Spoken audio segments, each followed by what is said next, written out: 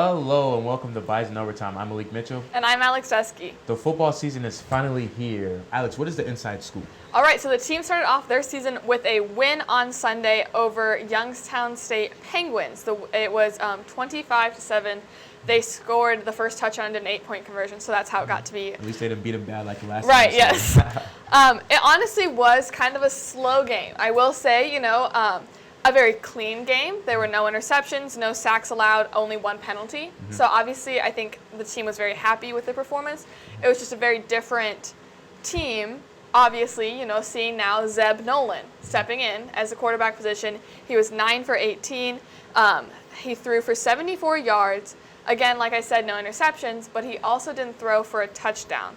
I could tell that he was playing it safe. What were your thoughts on Zeb? Yeah, well, Zeb, I think, okay, you can't attack him because it's the first game right. at home. No, obviously, and he didn't have any big mistakes. Right. Yeah, that's true. He didn't have any big mistakes, but it just felt like he was a little bit jumpy, a little bit nervous. I feel like take the shots, throw it. Like when you see it, hit it. He did the QB keeper 3 times for 13 yards. So he was either handing it off or running it himself. And you can see he doesn't have moves like that. Right. But he can take a hit. You can see he can take a hit. You can see he's a big guy. He's a big guy. Yeah, he can take a hit. But yeah, the game wasn't really a passing game. It was more on the run game. What did you think about the run game? The run game was stellar. 2 players that really stood out were Kobe Johnson. He's a 5'9" sophomore from Georgia. He had 16 carries for 114 yards and 1 touchdown. And then Jalen Busse, a 5'5" freshman from Florida. He had 6 carries, 43 yards, 2 touchdowns. Speedster. Both of them, were very excited. We interviewed Kobe after the game, and he said, we were putting in work. We've been ready. We've been hungry for a win, and I think that's what really showed up on Sunday. Yeah, I also heard he was like, he wanted to show out because you feel like he had a chip on his shoulder, something to prove. When you're on Sports Illustrated, you got to perform. Right. Yeah, but obviously a lot to be excited about as, Johnson's a sophomore and Busse's just a freshman. Yeah.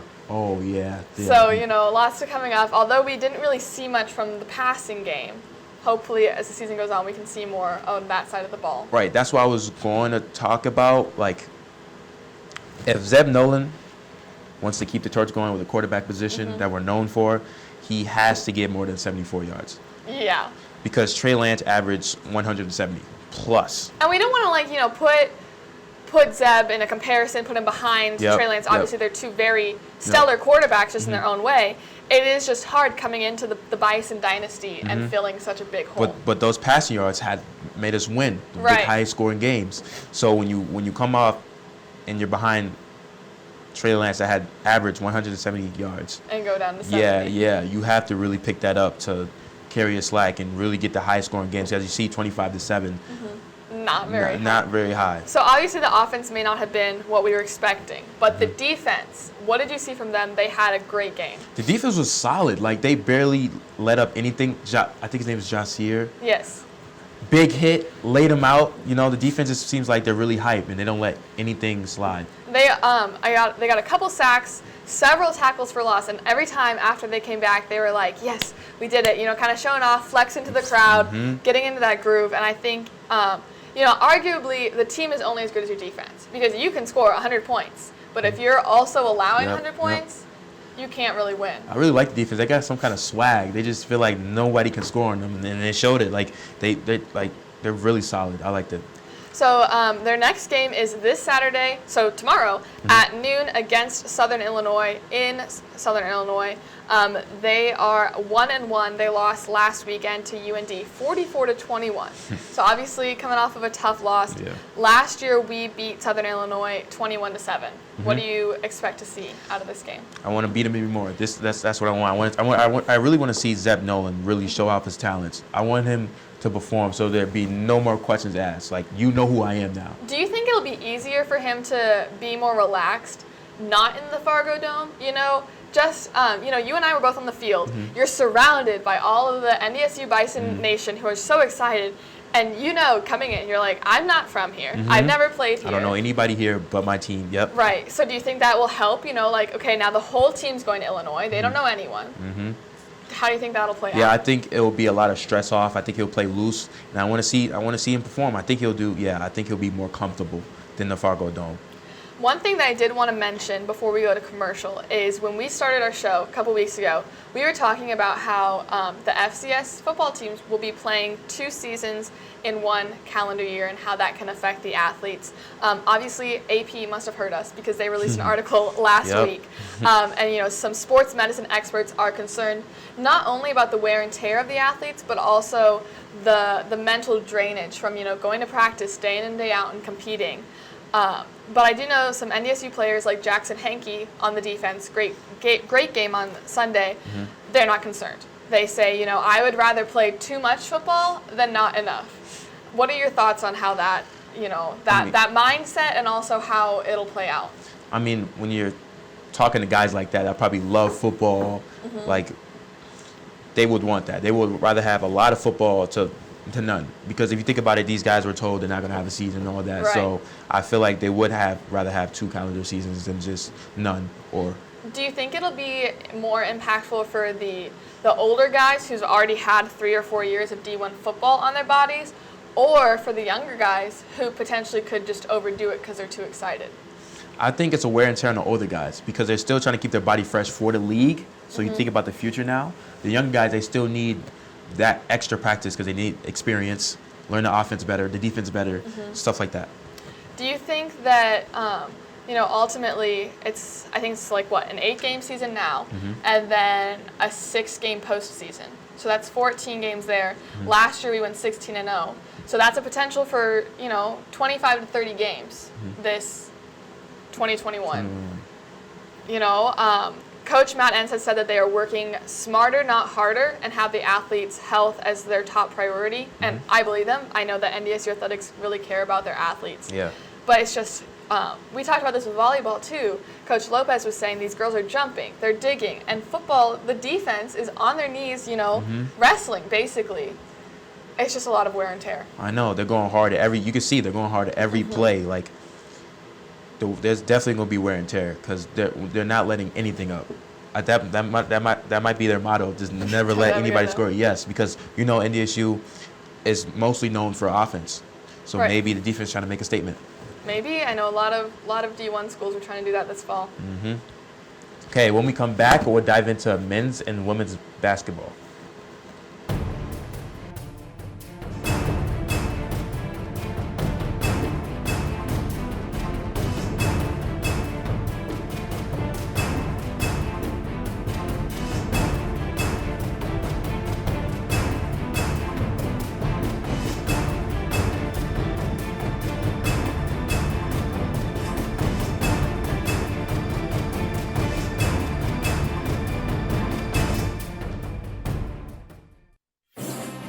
Founded in 1985, the Missouri Valley Football Conference has established a tradition of FCS football excellence.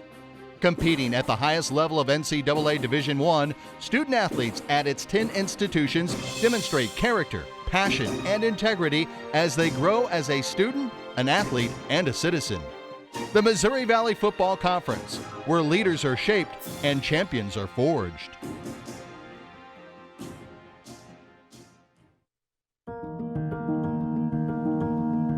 No kid deserves to go hungry, but try as they might, not every family can afford to put food on the table every day.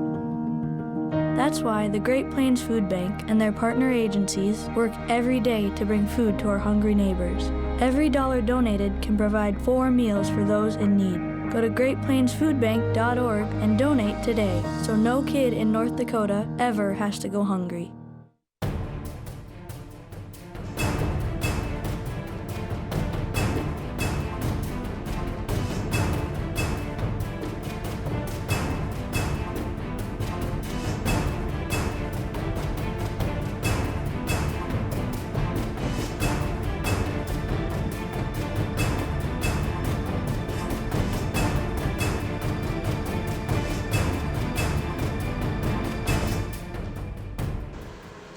Welcome back to Bison Overtime. We are now going to talk about the intense men's and women's basketball games this weekend.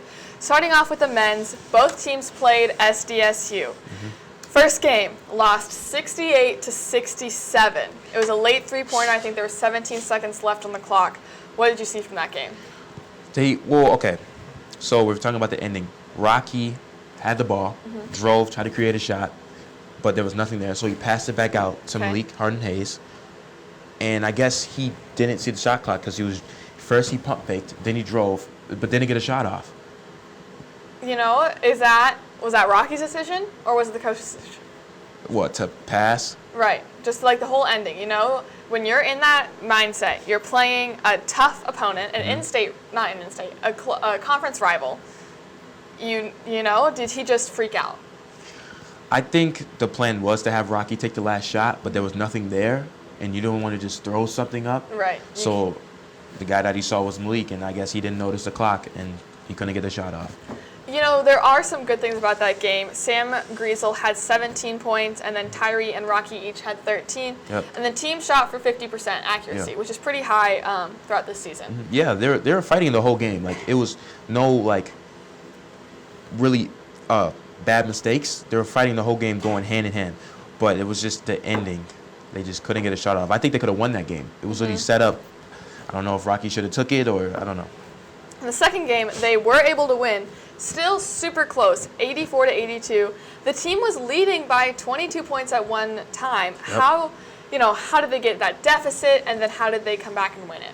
Okay, so yeah, as you were saying, they were up the whole game, not letting them score, and dropping their shots more than the first game. So what happened was, now they're doing full court press. And now we're doing more turnovers, and then we went in a streak of not scoring, and that's when they come back. Was it a mix of SDSU missing their shots, or was our defense just that stellar? What was, causing... In the beginning? Right. It was SDSU missing their shots. Okay. Yes, they were missing a lot of their shots in the beginning coming out the gate, and they just went in a routine of that, and we took advantage of that. After they could miss their shots, we would make ours and keep going to build the momentum. And that's what you have to do, If your opponents aren't scoring, well, you're like, well, heck, get the rebound, go down to the court, and shoot and score. Make them pay. The team is now 10-4 overall, 7-3 in the conference. On Saturday's game, they shot for 56%, which is their second best shooting percentage of the season. Who were, on the men's weekend, who stood out to you the most? Sam Griesel really stepped up this game. He really I feel showed. Like he's making steps for himself every game. Yeah, I feel like he dropped more shots. He created a lot of shots for himself, not so just getting the ball and shooting more so. If there's nothing and nobody's open, create your shot and drop it. Jarius Cook, he was doing his thing with threes. He was really showing his shooting ability because he can't shoot. Malik Harden-Hayes did good too. This was what, his second weekend back now? He did good. Like, he had a big dunk, two of them, so I'm glad of that, but he just couldn't get the shot off. That's the only mistake. He just couldn't get the shot off. Switching now to the women's team, they lost two pretty close games. The first game they lost 86-78, second game 69-60. Again, we may have lost, but there are some good points. Heaven Hambling had a career high of 23 points, and Emily Dietz had 15 points and 5 assists, and is now in the top 50 women for NDSU history. What else did you see from those games? Okay, so like we said, it was a lot of mental mistakes the first game. Okay. Leaving people open, not getting back on, fully set on defense, and they took advantage of that. SCSU definitely took advantage of that. And then when you have players like number 21, Kylie Irvin, she dropped 25, I think, the first game, and the second game, 31.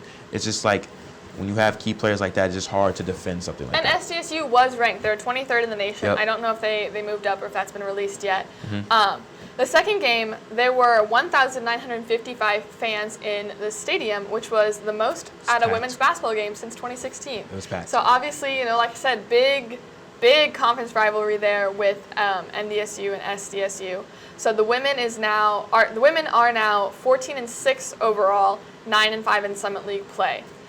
Both men's and women's are playing USD this weekend. I think the women tip off tomorrow at 1 p.m. and the men are just to follow after. This is the last regular season weekend. How does the team have to perform going into that Summit League tournament? They definitely have to perform better than they did with SDSU the first game. They have to drop mental mistakes. It has to be all about business. Remember what's been taught and really performing if they want to have a chance for USD. Simple. Do you think that, let's say both the men's and the women's can pull out these games, so then the men will be, what will they be? What's their record right now? Okay, they will be 9-3 in the conference. The women will be 11-5 in the summer league if they win both games against USD. That's obviously a lot better than, say, the women being 9-7 and the men being 7-5. Okay, I'm not going to be biased, but I think the men have a chance of getting it. I don't think the women have a chance of getting it. The women, USD and SDSU women's basketball are just strong programs, and the coaches talked early in the season. They're like, we know that the last 2 weeks are going to be a gauntlet that we're going to have to, play above the expectations for sure. I just think they're nervous. Coming out like USD nervous. I mean SDSU nervous. So if they come out like that with USD, it's going to all over again. They're going to lose both the games, make minimal mistakes, and they're going to be away too. So it might be worse. Right. So. Well, hopefully next Friday we can give a happy recap on how those games went. When we come back, we'll be recapping the volleyball and soccer games from this weekend. Stay with us. There are so many great things to experience at NDSU. It's hard to pick one, but my favorite is the people. They make it such a warm place. The Bison aren't just across the country, they're across the globe. It's the perfect distance from home. The faculty are our biggest cheerleaders. Hands-on research experience. The affordable tuition. All the opportunities to stay active on campus. Real-world learning experiences. once I got on campus, it felt like home.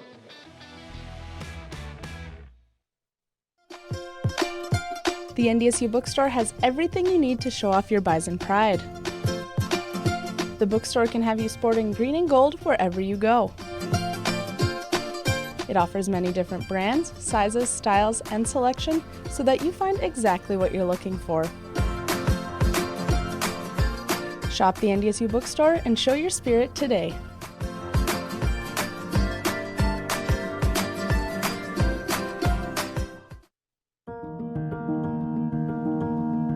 No kid deserves to go hungry.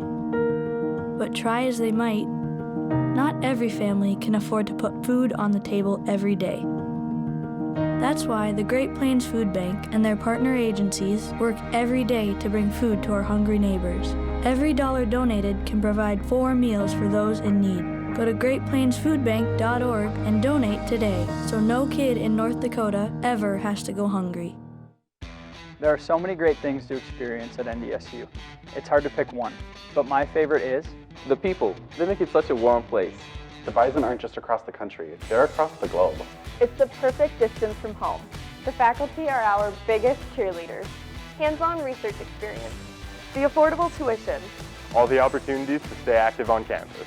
Real-world learning experiences. once I got on campus, it felt like home.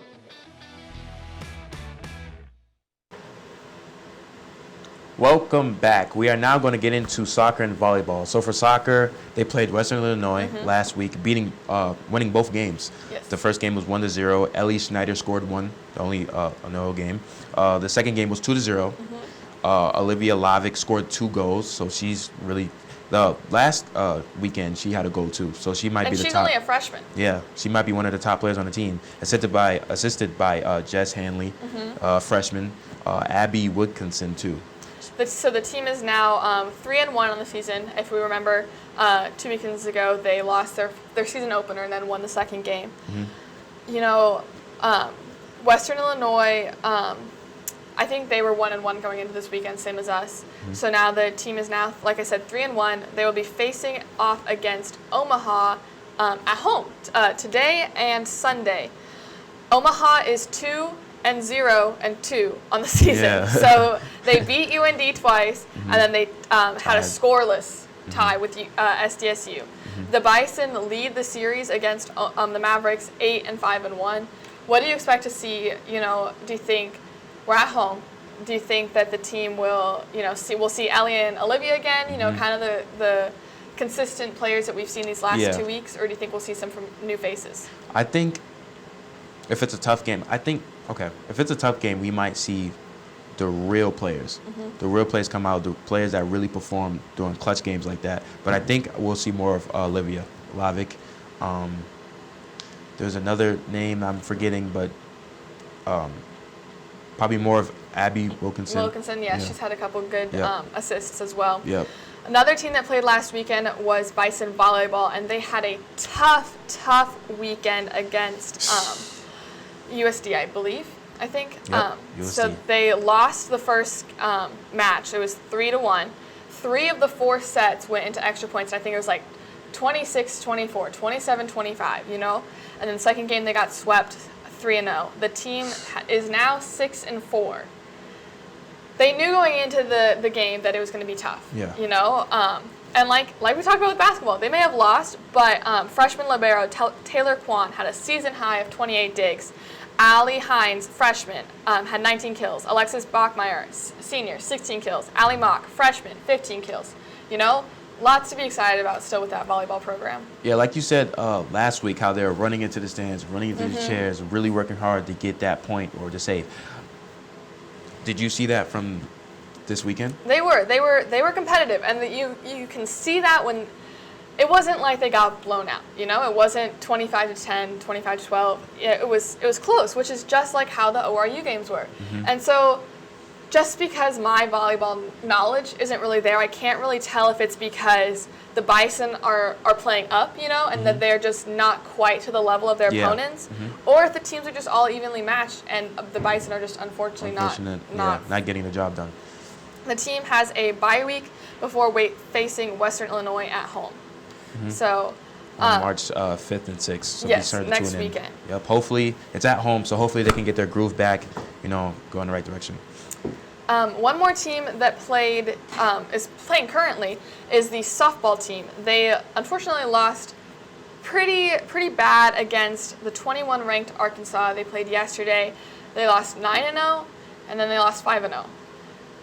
You know, 2 weeks ago we talked about this softball team, big Missouri Valley or Summit League champions. Do you think it's just because, you know, like I said with volleyball, they're playing above their skill set? Yeah. Opening season, Yeah. how do you think, what happened? Probably that. They're playing above their skill set, so they're still trying to get used to it. Probably chemistry, you know, still early. You know, if you're playing with new people like Zeb Nolan, he still got to get used. That's why it probably wasn't a passing game. Still got to get used to his receivers and all that in the offense. Yeah, I think it's just first game jitters probably. You just got to, through time, they'll probably get better. The team is currently playing Texas Tech in the same tournament, and I couldn't find a score update, unfortunately, and then they'll play Missouri State later today. So hopefully they can get back out there and end the weekend, you know, 2-2. Yep, hopefully. Okay, when we come back, we'll go into track and field and baseball.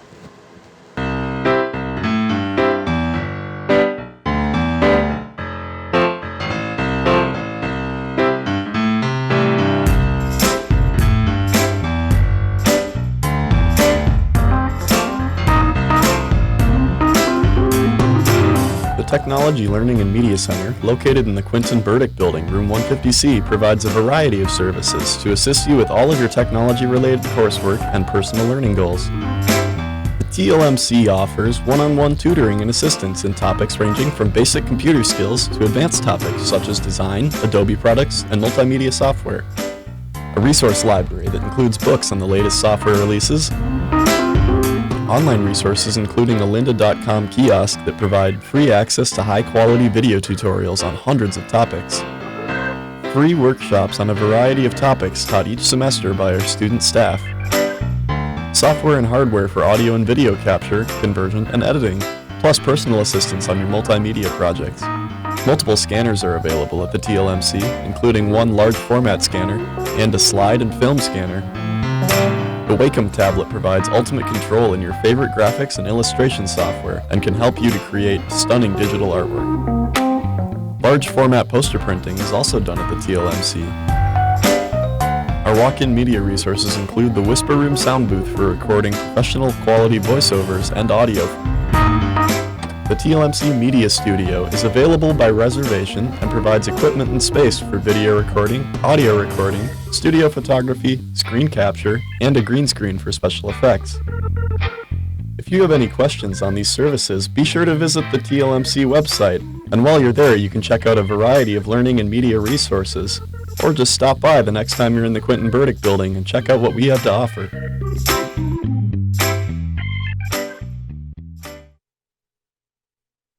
Welcome welcome back. For the last segment today, we're going to be recapping the track and fields weekend first.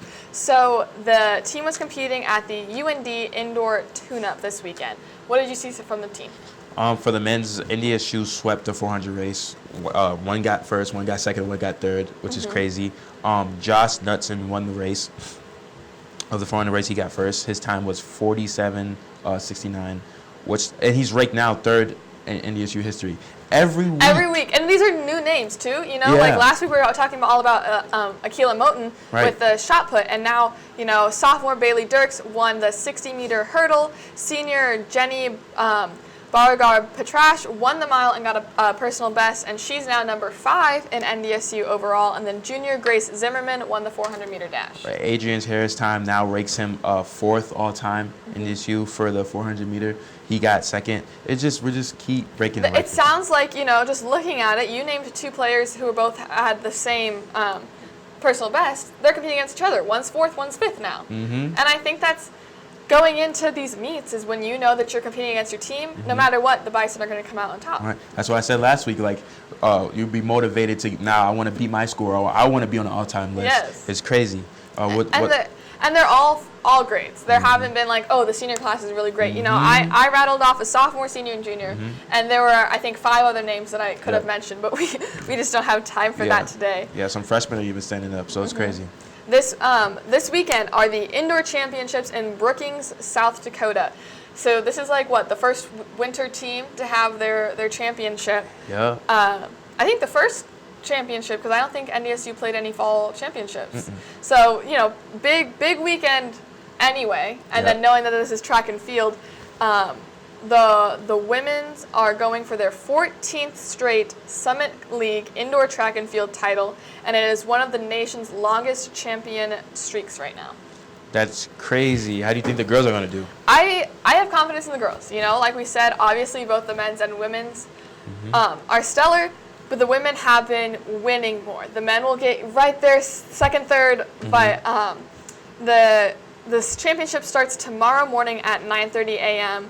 Women's team leads the league in 5 events. Oh, wow.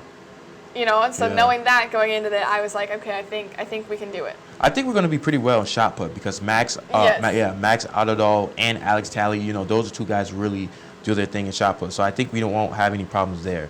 It's just probably with the races, getting second, like you said, getting second and third, we need to get the first. Which are still great, Yeah, still great. Yeah, it's still great.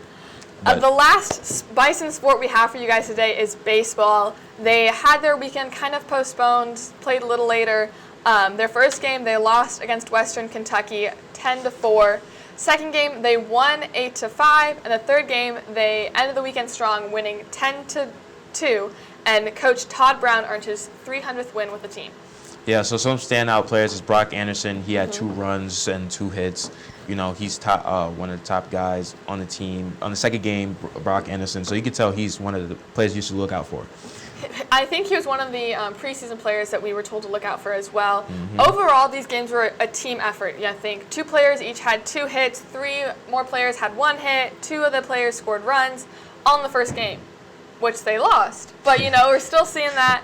And then I think the motivation that we're seeing across all of Bison sports, they trailed the second game 3-0 and then ended coming out winning 8-5. This weekend, they will be playing at St. Louis in a 4-game series. They have 1 game today, 2 tomorrow, 1 on Sunday. The Bison are 2-1 in the season. How do you think this weekend's going to go? I think they're going to be drained, first of all. 1, I don't know how they're going to do that, but I think we should do well. I really believe in them. I do too, and I think, like you said, baseball is one sport where you see these doubleheaders often. Yep. But 4 in 3 days after just not playing for a year, and then coming back and playing 3 tough games. So. Yeah, that's why I'm really ignoring their losses because they're shaking the rust off. Right. They're trying to get back in there. Yeah, just a little dusty. They're trying to get their groove back. So I think this game they'll show their talents of what they're made of, what they really do. Well, obviously a lot of Bison sports to be excited about this weekend. Be sure to tune in next Friday with Bison Overtime at 12:30 to hear all about how this weekend went. I'm Alex Dusky. I'm Malik Mitchell. Have a great weekend.